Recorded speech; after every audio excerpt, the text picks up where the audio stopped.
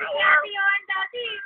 Yung nagtatago sa, sa paldas. Dati hindi nila kumayan dito. Iyak na iyak yan. Saan ka na noon, Pai? Ganda ng hair niya eh, oh. Ganda ng hair niya.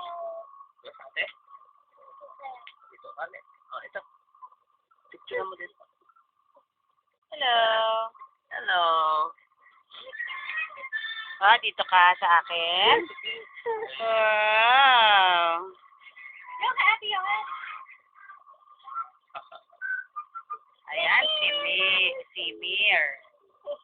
Si Mir ay sleep na ikaw. Natutulog din sa hapon niya. Parang inaantok na siya.